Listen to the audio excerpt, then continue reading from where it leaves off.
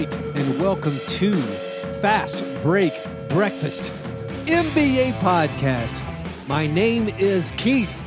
This is Mike Conley Trade Reaction Edition. John and Chuck aren't here. John and Chuck will be at our Grizzlies NBA Draft watch party on Thursday night at the Mainstay in Nashville. If you're anywhere near Nashville, please come. I think we have a listener coming from Indianapolis and a listener coming from Muscle Shoals, Alabama. So if you're anywhere near Nashville, come on down to the Mainstay at 6 p.m. on Thursday. Your first drink is free, courtesy of us, and we will be giving away Grizzlies prizes, Grizzlies swag. Some of it is expired. I got a box of Mike Conley Lego sets. I don't know. Did their value go up or go down? Anyway, I have a rare set of Mike Conley Lego sets to give away. So come to the Mainstay for a Grizzlies watch party. It's for any NBA fan. You know, maybe we'll get some other NBA fans. I know some Spurs and some Sixers and a Bucks fan in town. Maybe they'll come around. But it's going to be fun. Come to the Mainstay, 6 p.m. on Thursday night, because the Grizzlies now have the second pick and the 23rd pick. And it's exciting. I think it's exciting.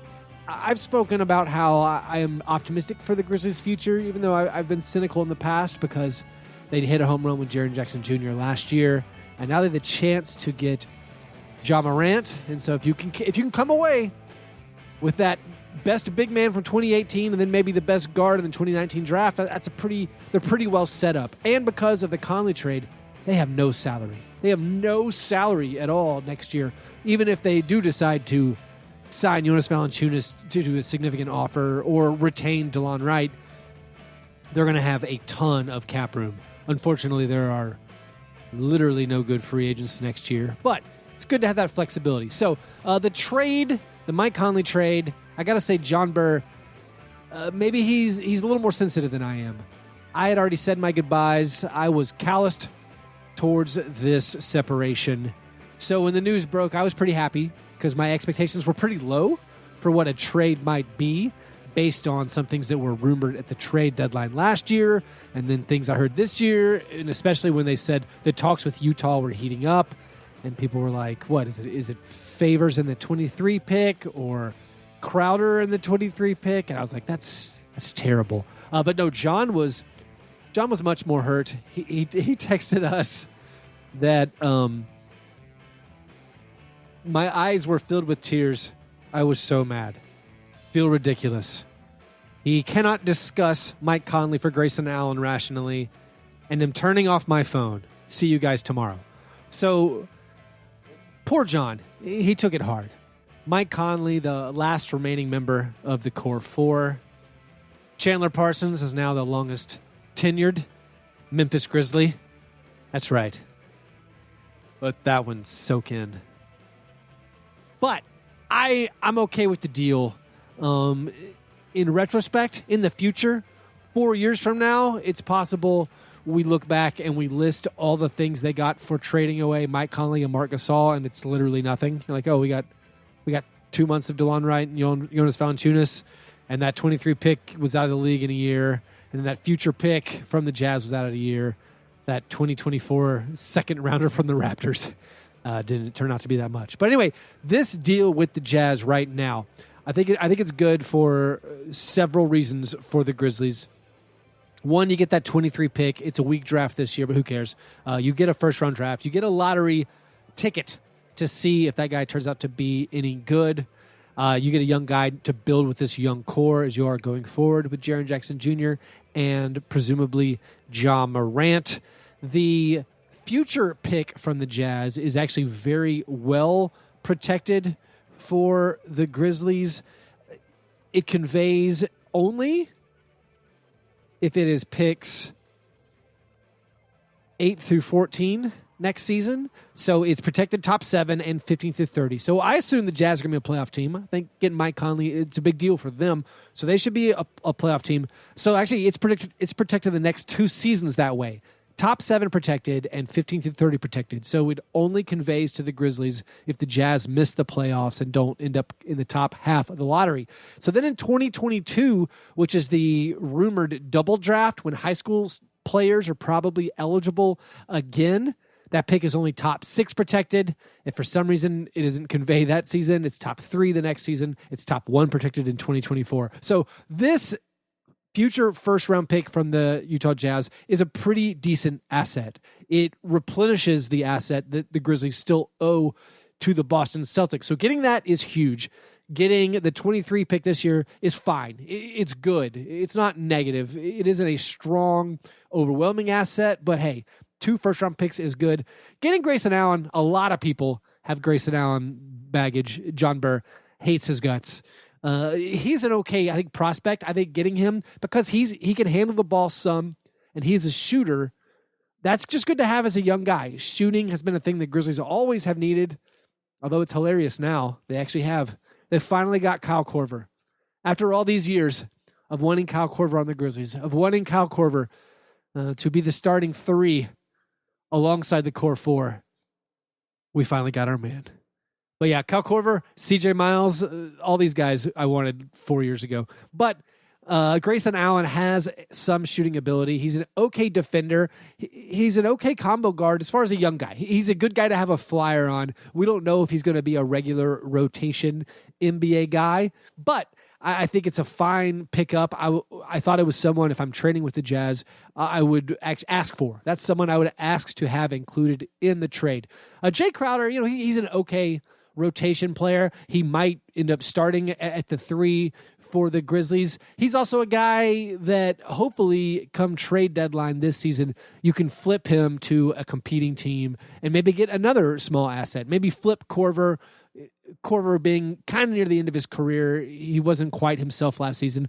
But if you maybe flip Korver, flip Jay Crowder to a contender, maybe you pick up even more second-round picks, and both those deals are expiring deals.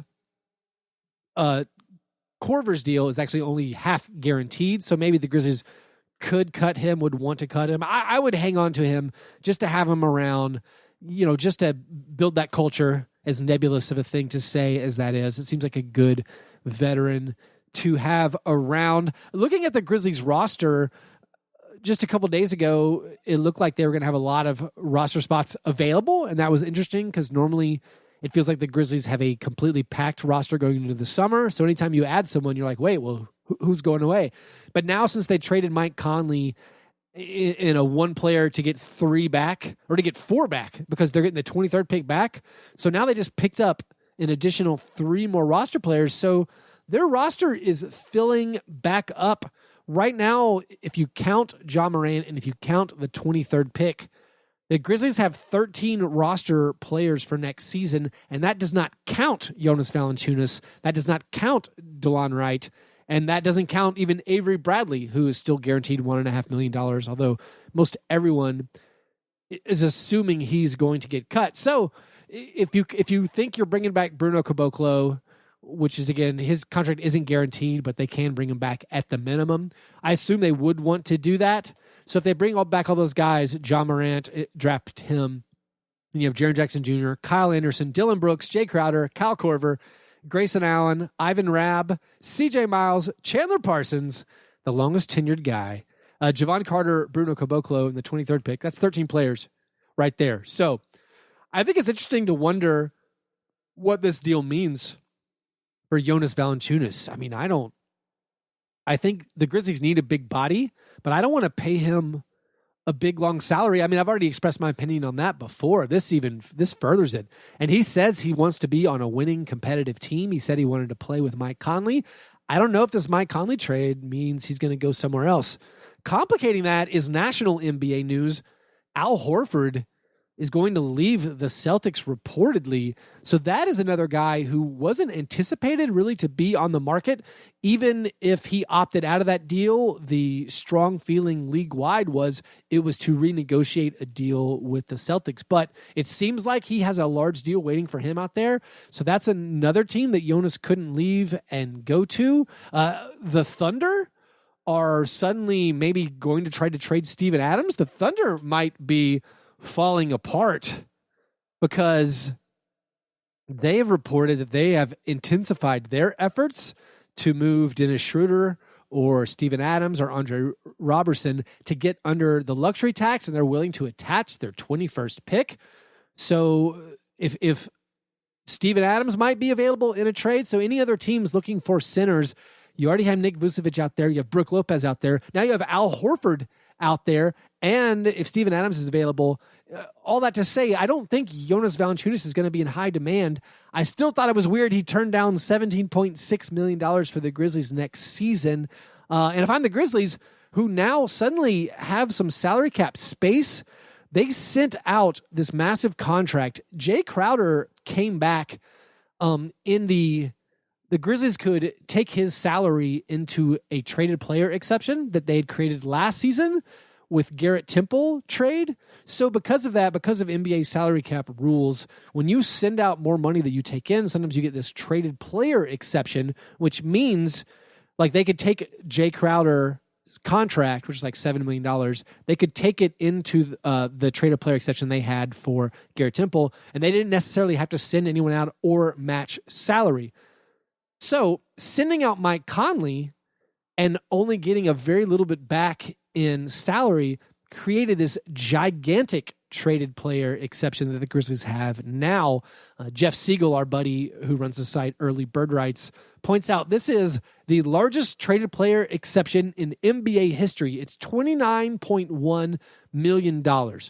Why that matters is if other teams are looking to unload salary, like the Thunder, who want to dump Andre Robertson's contract, he's got 1 year left and $10 million on that contract. If they want to dump that salary and attach a pick, the Grizzlies can now accept that salary without having to send matching salary in return. So that's a big advantage to a team that is in a rebuild. The Cavaliers did this great last year with picking up all kinds of weird stuff by taking on Brandon Knight's contract, by taking on John Henson's contract. This is a thing I've talked about before, that when the Grizzlies are bad, I want them to keep their options open so they can receive a negative contract and pick up an asset for that.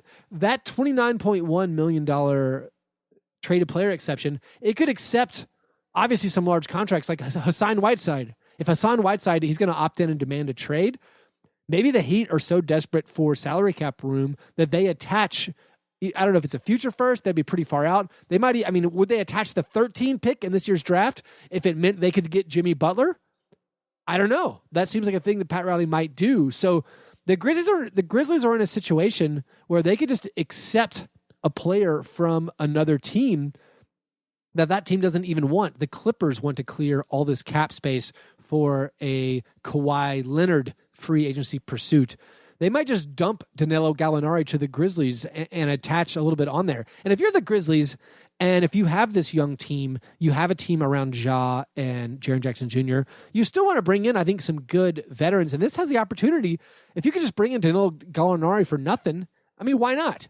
Or if like Kent Bazemore gets dumped by the Hawks, if the Portland will give you something, if the Trailblazers will give you something for Evan Turner's contract, the Pelicans in this huge Anthony Davis trade, bringing in all kinds of draft assets, they probably want to get rid of the 1 year, $13 million left on Solomon Hill's contract. Maybe they will give you at least a second round pick or two for taking in those contracts. So this Mike Conley deal, even if you're frustrated with the lack of any good players coming in, or if you don't think the draft assets they're getting from the Jazz are very good, the story of the Conley deal isn't done yet, because you still got to add in whatever they flip Jay Crowder for, or whatever they can do with the cap room that they've made available. And again, if they don't do anything weird with DeLon Wright and Jonas Valanciunas, they could have over $70 million, up to $80 million in cap room. That's multiple max contracts.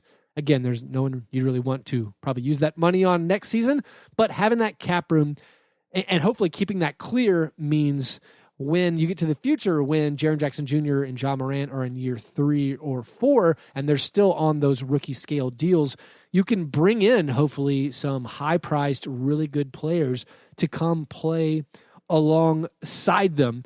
We had a croissant questionnaire from our listener, Rudy St. Clair, who was asking,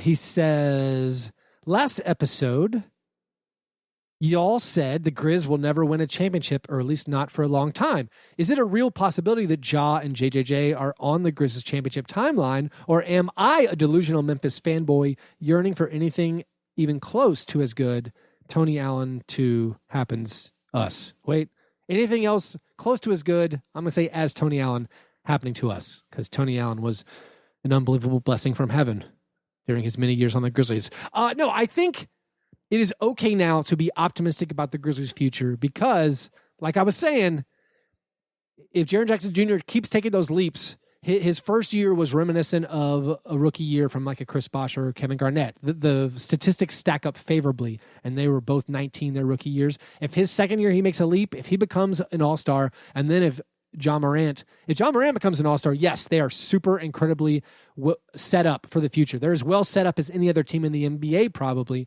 if they had those two young guys on rookie deals. That's a big if. I don't know what the odds are if it's a 10% chance that John Morant is a future all-star. But if he's just a serviceable starter-level player, you're still set up really well with that massive cap space, your cap sheet completely clear for the future, and the ability this season to bring in other assets onto your book to take other people's contracts. I think it is okay to say, there is whatever percent chance, 1%, 2%, 5% chance that the Grizzlies championship team could contain Jaren Jackson Jr. and John Morant. So that's a higher percent than zero that it was maybe 2 years ago. So I think it's okay to be super optimistic about the Grizzlies going forward, even if it is kind of sad to see Mike Conley leave. I mean, it's objectively sad. I think he's going to be great in Utah. I think this is a great deal for the Jazz with the Warriors' injuries. The Lakers are going for it. They got Anthony Davis and LeBron James. It seems like the Thunder are slightly falling apart with his salary cap, all this luxury tax dodging they're trying to pull off. Same thing for the Rockets, as reports keep coming out that Chris Paul and James Harden hate each other. There's no getting rid of Chris Paul's contract and all their cost-cutting stuff. So it seems like the Rockets are taking a step back. It seems like the Thunder are taking a step back, and that leaves the door open for, if it's the Lakers or the Nuggets or the Trailblazers, to really go for it. And I think the Jazz are right there thinking we need to go for it. And I think having Donovan Mitchell and Mike Conley in a backcourt is going to be awesome. It's going to be so much fun to watch. They still need some shooting help. Any 3-and-D players, they're going to try to get their hands on. But that is a really, really strong squad. And I'm excited. Much like it was awesome watching Mark go to the playoffs, win that championship with the Raptors. Mike Conley on the Jazz. Maybe he wanted to go to an Eastern Conference team, but this is a great situation for him and Donovan Mitchell to make each other's lives easier. So that's going to be great. Just looking around the rest of the league, we're seeing first-round picks get moved way more freely than they had the last couple of years. So it seems like those are loosening up the way people are clutching on to first-round picks. And it just seems like the next 24 hours, the next week, then when free agency starts, on July 1st and then going through Summer League, it's just going to be nuts. We have all these free agents out there. We have all these teams with cap space. And it seems like there's going to be so much nonstop constant news that it's going to be a whirlwind. And we'll try to keep reacting as much as we can on here on Fast Break Breakfast. But it's just incredibly exciting. I mean, even the draft, you have the Celtics who their plans have now totally fallen apart, honestly, with Horford and Kyrie Irving leaving. All this time, they saved up for a big move. None of the moves presented to them made that much sense to them. Then they got outbid on Anthony Davis, with the Lakers giving up all those protections for their future picks. I do think that it's not as dark for the Celtics, even though they did end up with 3 kind of garbage first-round picks this year that they could have possibly turned into good players. But they actually now have some cap room to work with. Maybe they can bring in a Brook Lopez to fill the Al Horford role, and maybe that simultaneously weakens the Bucks. So it's not terrible for the Celtics, even though they did lose Kyrie and Horford. But it might honestly be better in the long run for them not to sign Al Horford to a 4-year, $100 million deal. So it's not that dark, but it's just interesting that all their bright future plans didn't work out that great. If Kawhi decides to leave, Toronto, like the East, is completely wide open, and then the West is also completely wide open. It's not great parity-wise that Conley stays in the West, and if Kawhi moves to the West, that'd be bad. If Al Horford comes to someone like the Mavs, we don't need any more of the talent going East to West. Oh, and I also just remembered Harrison Barnes opted out of his contract, which is a surprise. All these people opting out, so many of them have been surprises. Michael Kidd-Gilchrist, the only one who did what we all thought he was supposed to do, opted into his $13 million with the Hornets. Well, anyway, that's just a quick wrap-up of what's going on and my Mike Conley trade reaction. If you want more Fast Break Breakfast, if you want to submit your own croissant questionnaire, you got to become a Patreon supporter, patreon.com/fastbreakbreakfast. Come tomorrow on Thursday to the Mainstay. We'll talk NBA draft all night to see what the Grizzlies do with the second pick and the 23rd pick. And there are going to be crazy trades again. There are always trades on draft night. I mean, does DeMar Rosen get moved? Are the Spurs going to dump salary for LaMarcus Aldridge? Will Evan Turner become a Grizzly as Neil O'Shea shaves his luxury tax in Portland, or will he be moved somewhere else? I know the Bucks are trying to get rid of Tony Snell or Ersan Ilyasova. Their pick is available for salary cap help. Let's go, Grizz. Let's get some picks. Anyway, just going to be an awesome day tomorrow. It's going to be an awesome next few weeks. This is the real season. Now that the boring playoffs are over, we get to the silly season, the nonstop text, Twitter alert notifications, and player movement. I love it. Anyway, our shirts are on sale right now at TeePublic, teepublic.com/user/fastbreak breakfast. Get yourself some $13 Fast Break Breakfast shirts. Keep an eye out for me and Chuck in Las Vegas in a couple of weeks. Going to be good. All right, you can follow me on Twitter at FastBreakBreak. Like us on Facebook, follow on Instagram. You guys are the best. Thanks for listening. And remember, breakfast is the most important thing. Yeah, never apologize for being G&G. Fast break, man. You understand?